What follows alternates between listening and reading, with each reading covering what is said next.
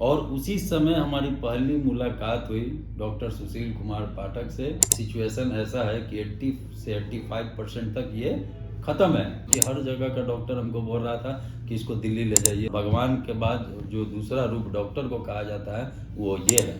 उस समय हमारे भतीजे का तबीयत बहुत ज़्यादा ख़राब था, बहुत ज़्यादा ख़राब था। मतलब एक बलतोड़ जख्म हुआ था, उसके कारण उसके बॉडी में पूरा इन्फेक्शन भर गया था। और उसी समय हमारी पहली मुलाकात हुई डॉक्टर सुशील कुमार पाठक से।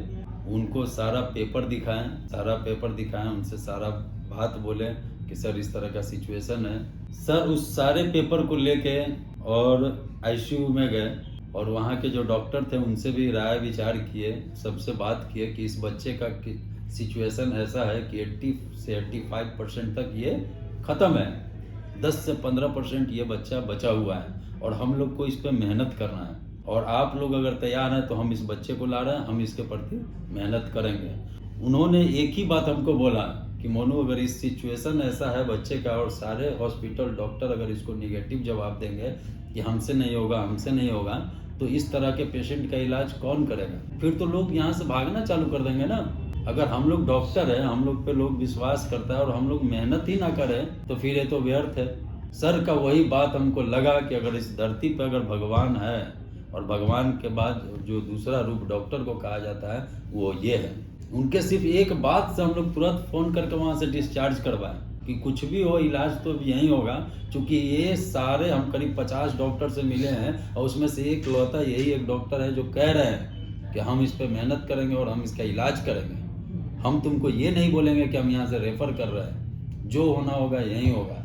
ये एक विश्वास इन्होंने दिलाया, जो कि हर जगह का डॉक्टर हमको बोल रहा था कि इसको दिल्ली ले जाइए, इसको फलाने जगह ले जाइए, हमसे नहीं ठीक होगा। इस तरह का सिचुएशन उसके साथ था। तब जाके हमने तुरंत वहाँ पे इमीडिएट 1 घंटे के अंदर वहाँ से डिस्चार्ज करा के हॉस्पिटल में एडमिट किए बच्चे को। उसके बाद 2 से 3 दिन तक वो मतलब जितना उसका इन्फेक्शन बढ़ा हुआ था वो रुक गया।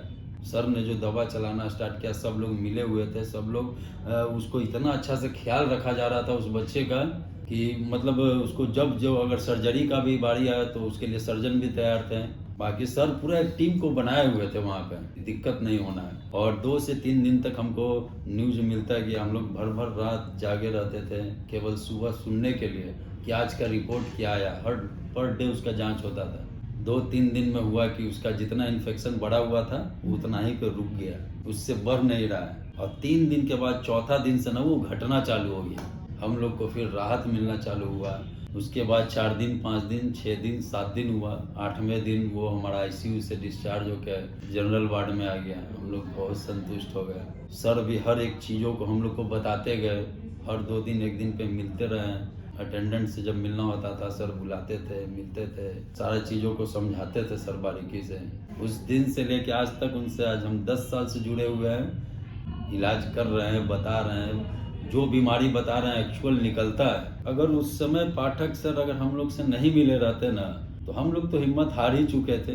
जितना हो सकता था हम लोग कर रहे थे। भगवान के रूप में सर मिले और उन्होंने उस बच्चे को बचाया और आज भी वो बच्चा अब तो बहुत बड़ा हो गया है। उस समय तो वो 6-7 साल का था, अभी 15-16 साल का हो गया है। खेल रहा है, कूद रहा है, हर चीज़ कर रहा है। और लोगों से हम यही कहेंगे कि कम से कम एक बार अगर किसी का भी कुछ बच्चे का अगर तबीयत खराब होता है तो एक बार आप सर से मिलिए, एक बार बात कीजिए, एक बार उनके इलाज को देखिए। उसके बाद आपको समझ में आएगा कि सर इलाज कैसे करते हैं और सर का इलाज करने का क्या तरीका है, सही है या गलत है। हर जगह लोग कहीं ना कहीं आज के डेट में जा ही रहे हैं, फीस दे ही रहे हैं। आप एक बार इनसे भी मिलिए, एक बार यहाँ भी फीस दे के देखिए क्या होता है। हो सकता है कि इसके बाद जैसे आज तक हम कहीं दूसरे जगह ना गए हैं, आप भी आए, आपको भी कहीं दूसरे जगह जाने का ज़रूरत ना पड़े। सर के अंदर ये है ना कि अगर जो चीज़ अगर आप घर पे भी बैठ के कर सकते हैं तो सर उस सिचुएशन में आपको डिस्चार्ज कर देते हैं। मेडिवर्सल मातृ ट्रस्ट ट्रांसपेरेंसी केयर।